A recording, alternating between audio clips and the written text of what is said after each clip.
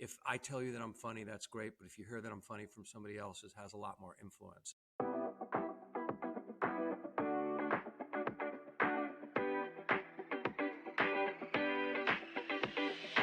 This is the Snarketing Podcast, for marketers, by marketers, talking to marketers with just a touch of snark. Now, here are your hosts, Valerie Vespa and Matt Wurst.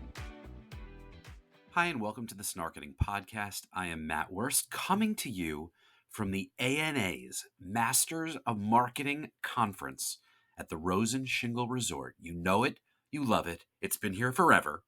And so have we. But this is the first time that we're doing a live recorded podcast. Val and Matt together. We're flushing the format. We're in one room, somewhere deep in the recesses of that hotel. I can't tell you what room we're in because they all look the same. The carpeting has been here since 1983. But we're welcoming a special guest in the room with us. No scripts. We're not even sure if the audio is going to work. But before we get started, let's have Al tell you who he is. What a surreal moment for us all to be here together, and it's made even more special since we have the one and only Matt Weiss here with us. An agency legend, from McCann to KBS, Havas, and most recently as the president of Huge Brooklyn. Now Matt is starting something new, still working with Huge, but spinning up a new advisory that we're going to learn all about. Here he comes now, and he's coming in hot. All right, welcome to the Sole Purpose Advisory podcast, starring yours truly, Matt and Matt. Matt with one T and Matt with two T's. Why? That extra T is for terrificness. I love that you've totally just flushed the format and started a cold open in a way that we were not expecting. You know why? We are doing something here for the first time as well. We are recording live, in person, the three of us, Matt, Love it. Valerie, and Matt. In a very large room that is super, large actually, but it feels very cozy with you right next to me. Well, we are grateful that you have decided to be our guinea pig for this live recorded episode. We are here at the ANA Masters of Marketing Conference, which, Matt, you've been here before? I think I've been here for about 20 years. Valerie, how many years have you been here? Probably 8. And I've probably 8 or 9. So between us, we have 50-ish years of ANA experience. But that speaks to just the gravitas, the expertise that you hold, the esteem with which people hold you in our industry, and we are grateful for that. So these are going to be kind of shorter conversations than our listener is used to. So we don't need you to edit yourself. We will just have to be very mindful in how we ramble, Valerie. Do you think we can do that? I think so. Okay.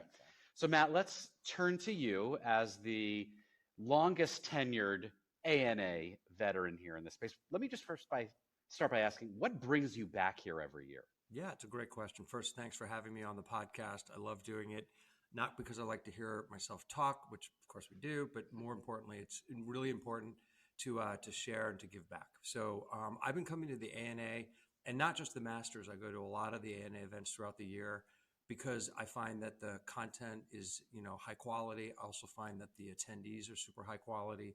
And a lot of it is just going back year over year, seeing people that you know, getting to know new people, learning a little bit along the way, making connections. And that's what this business is really all about. It's the people that you're with, the people that you know, the people that you love. Total familiarity when you come here. Even though there might be a ton of salespeople, I feel like the marketers are they just are accustomed to coming here and know what it's about and enjoy the content. Yeah, 2,400 people, and we're all buddies.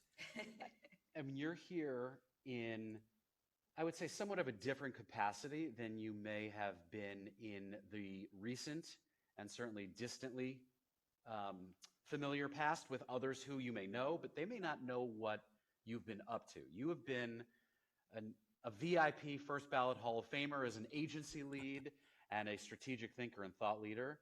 And over the last few months, tell us, what has shifted, Sure. What has changed in where you've put your focus in this industry? Yeah. And how many countries have you been in as well? And the last, let's see, I've been to too many to count actually in the last month. I've been at Huge for a little over 7 years. I was the president of the Brooklyn office for 5 of those years. I love Huge. It's a great brand, doing great work, great people. I needed to make a change in my life. It was time for me to, I will say the word retire, but it's not really retire. It's a shift in focus. 50% of the time is going to my family, which is incredibly important. My dad, 89, shout out to Richard Weiss, still doing incredibly well. And so I want to spend a lot of time with him and the fam. But I have ventured into my own advisory service called Sole Purpose Advisory. And the goal there is simple. It's a partner-oriented growth advisory. I go in and I help founders, CEOs, startups help, accomplish and achieve their aggressive growth goals. And that's it. A lot of it is about helping businesses move forward in a way that's soulful, purposeful, with a lot of humility and heart. It's really not focused on profits. It's focused on giving back as much as possible. Is there any sort of standardization to when you meet with a client first to discuss their goals? Are there certain things that are common among the people you're speaking to who own businesses? Are there ways that you sort of set up your conversations that or requirements, like they have to fit into a certain category or criteria for you to work with them? I think the name is actually the first vetting criteria, which is you have to have a soul. And that means that, it's fine to have kind of corporate financial goals. Those are important and that anchors business, but there has to be something more, whether it's, ambition of a founder or the mission of an agency president or CEO. And so it doesn't really matter the size, but it's really easy to know in the first conversation whether somebody is just after your contacts or is after a partnership to help them accomplish something that they want to do. So that's the first litmus test. I think, other than that, this is very early days. I've only just begun to promote it just a little bit.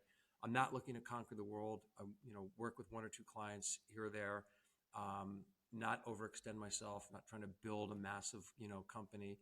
It's really about giving back and taking all of my accumulated knowledge over 35 years and giving it out. So one extension of that is what I do on LinkedIn, which is I share freely tips and tricks for new business pros, strategists, founders, whomever. I do that. It's joy. I love doing it. I love capturing the film and giving it out. And then I'll work exclusively with a couple of clients and just help them on their journey. When you were at Huge, though, some of the things that you learned working with your clients there, I don't know if everyone knows that at Huge you were doing a lot of that type of work. Can you kind of share some of the work? Yeah. So first and foremost, Brooklyn, we were about 350 strong in that office. There was incredible talent. And so really nurturing the talent and making sure that they felt supported by Huge was number one objective for me. And then all the things that go with running an office, right? So everything from staffing and helping our clients achieve their objectives, that's critically important. Talent, PR, growth initiatives, the financials, the whole thing, driving the culture. And that was a pure joy for me because it was a great company, incredible foundation, 23 years in the making. Make something you love was, their motto, which I fell in love with because it set a standard for the work that we're going to do. It also set a standard for the kind of bar that we set internally. If you didn't love it, you sent it back. And I just loved everything about the ethic of Huge and that branded business. Hi there, marketers. So before we dive into this conversation a little bit further with Matt, let me introduce you to a game changer in the lead gen arena, Lead Feeder. They've been our partners for months, and they're great. Now, we all know the struggle of identifying those elusive website visitors and turning them into valuable leads. Sometimes that keeps me up at night. But what if I told you there's a tool that not only promises, but delivers on supercharging your lead gen and sales efforts? That's Lead Feeder. Imagine having the power to identify companies visiting your website, track their behavior in real time, and seamlessly integrate with all the CRMs you got going on. Lead Feeder is not just a tool, it's a secret weapon for efficient and targeted lead engagement. What sets Lead Feeder apart? Well, it's the ability to provide detailed insights into visitor behavior, helping your sales team prioritize efforts and close deals faster. With customizable notifications, lead scoring, and GDPR compliance, Lead Feeder is changing the game. Ready to revolutionize your approach to leads and deals? Head over to leadfeeder.com for your free demo today. So as you now have a moment to maybe pause, or not that you're slowing down, but take a step back from all the experiences you've had working at and with agencies. And we're here at the ANA, where probably half the people here are agency leaders, marketers, biz dev strategists in some capacity. As you've evolved in your career and seen that growth from this vantage point, what are some of the biggest changes over these last couple of decades that really you can measure and look back and say, this is where it was, this is where it is, and this is where it may be going? Yeah, I think there's a couple of things. One is a lack of control. I think if you're a brand today, you have to allow your users, your consumers, be a participant in that brand, and that's why the rise of social and the rise of influencer has been so important. You know, I think if I tell you that I'm funny, that's great, but if you hear that I'm funny from somebody else, it has a lot more influence. And so, I've heard this, by the way. Yeah, so that's good. The other thing you'll realize, after a while, is genius steals. Like, there's nothing original that I'll say. So I've just made sure that to understand it. So yeah, so one is, I think, from a brand standpoint, is like, be comfortable being uncomfortable, because you've got to like loosen the reins a little bit and move at speed. If you're an agency and you want to grow, I think you need to be thinking about specialization. I think the large holding companies, Accenture, Deloitte, are going end to end. They're expanding horizontally. They have the relationships. They're able to do that. They can be best in class. They have the scope and scale globally to do that and to grow. And if you're not, I'd rather be at, particularly right now, a smaller mid-sized shop, because I think you can move quicker. You can really focus on serving your clients' best interests and needs in a way that can drive organic growth. You don't have the pressure, potentially, depending on your setup, of a holding company demanding a certain level of growth and margin delivery on a quarterly basis. I think that is very difficult. I think that leads to short-termism. And I think that in the end actually works counter to what you're meant to do, which is drive a business forward at any cost, because if you can create growth for your client and greatness for your client, you will grow organically, and that is the best way to grow. I mean, that is absolutely so true. I feel like there's a lot of, what I'm hearing from people at the holding company is that a lot of like their sort of longer tail accounts are just leaving because they're just not getting sort of treatment and the attention that they deserve, right? I think it depends on. I mean, I don't want to portray this as holding companies are bad. They're not. Right. They're needed and they provide an incredible service. It's this notion of short-termism that I think is a problem in the industry for a variety of reasons. I'll give you another trend that I think might illuminate it a little bit. The commoditization of technology and all of the work that, like with AI, and everyone's talking about it every day ad nauseum, like that's real, right? So you need to be able to differentiate, and you need to be able to invest in your business so that you're on the leading edge. But sometimes you have to make decisions as a leader that go counter to that. And I think clients see it and they feel it. Whereas if you're small or mid-size, you could make the decision of, hey, you know what, this year, not that we don't want to not, have profit at the level that we would, but they can invest back in the business. And you have to, because the rate of change is accelerating. And I think today's demands are that you have to be on the bleeding edge, or you're going to fall behind really quickly. So as you're positioning, as you work with a number of different, and it seems like you're still beginning to figure out where and how you position yourself with the partners you have or the partners you want. But some of the bigger companies have that same problem, right? If you're used to working with big CPG brands or automotive companies, they have that same short-termism too, because they're publicly traded companies and they're evaluated on quarterly results and earnings reports. Are you, in your next phase, looking beyond them to try and find those whose purpose, and maybe it's a sole SOLE purpose, is much more growth-oriented for longer-term timelines? Or are you just looking for the right type of relationships where you can add the most value? Yeah, I think for me, it's more about finding the right types of companies and leaders who actually have a soul and know what their, sole purpose is in the world. Or if they don't know what it is, they're open to uncovering it and then leaning into it. Because if you don't have one, I think you can go astray quickly. But so going back to one point, like Short-termism is an issue that is a global issue, and it's much more far-reaching than just marketing and advertising.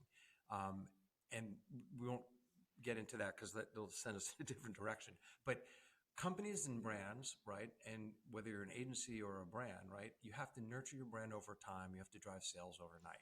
It was never a choice. It's never been a choice. It has always been drive sales overnight, drive the brand over time. But I find that last part, drive the brand over time, is being diminished by this overemphasis on performance marketing and what the results are. And how do we justify the ROI to, the CFO or whomever it is? Like, those things are real. And I think that they actually are like inhibiting the best work, which ultimately actually the best work is what will drive the business forward. So your brand, as you begin to put your face more prominently out there with this sole purpose in mind, again, double entendre likely intended. A lot of souls going on here. Yes, a lot of souls. It's a little too much soul maybe. But are you finding comfort, or is it a little bit going beyond your comfort zone? Because your LinkedIn content is absolutely scorching hot fire, whatever the kids are saying these days. A lot of fun. But do you feel comfortable putting that out there? Is your face also the brand, or do you want to kind of create some sort of differentiation? Nah, for me, it's like I am just me. I wouldn't say that I'm a brand. I'm just trying to be authentically who I am and have it without fear and with a heavy dose of humility. A lot of what I do is just fun. And it's like I'm telling people things that they may know, so I'm reminding them. It's not like I'm dropping these pearls of wisdom on them. From a business standpoint and what I'd like to accomplish, it's, give a man a fish or give a person a fish or teach a person to fish. And I don't want to give a person a fish. Like, that's hunting, that's going out potentially and like, give me your contacts and let's, all I need are these leads. Not interested in that at all. What I'm authentically interested in is working with people so that they can see, if it's growth oriented, about what it takes to build a plan strategically and then execute that plan, so that if somebody said, what's your growth plan for 2025?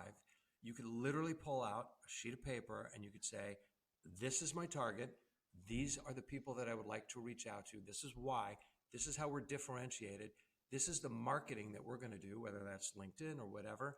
And this is how we're going to measure it so that like it's a real plan. And I think that in and of itself, if we just did that, we'd be light years ahead. As we think about what light years ahead actually means, I know you're working with an AI company. Yes. Waldo. Yes. Which Waldo I have FYI. not. There are a lot of people at the ANA. I've not found Waldo yet, but please, can you enlighten our listener as to what Waldo is, what they do, what you're doing with them, as much as you can share? Sure. And this is all human intelligence that is about to be delivered by you, right? It's not in any way AI powered. No, there's like probably a power pack somewhere, but that's what happens when you get old. You need that, extra stuff. Now, Waldo FYI is a fast desk research tool that uses LLMs, artificial intelligence, machine learning to automate workflows that are normally done for business development executives and strategists. So what do I mean by that? Let's take a real example. So let's say you're a strategist and you're working on a backgrounder, or you're doing 4Cs, or you're doing social sentiment analysis, or you're doing any of the 52 plus custom workflows that we've already created. All you need to do in order to do that today using Waldo, but there's a lot of these AI tools, but Waldo's unique in that you can literally put a brand in and a couple of words that describe the category that it's in. And instantaneously, within minutes, it's going to create an entire outline based on the custom flow and provide that information to you in an output form that you want, whether it's a PDF, a PowerPoint document, or just an email.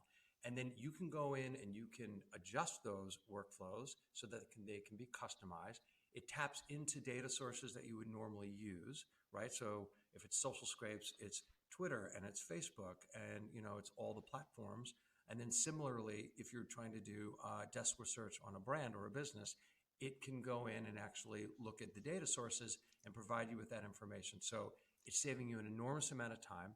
It's leveling up your staff so that you're able to make sure that there's a certain delivery expectation that this helps you do. And it's a ton of fun. You can go in and it's super easy to do it. You can do it instantaneously.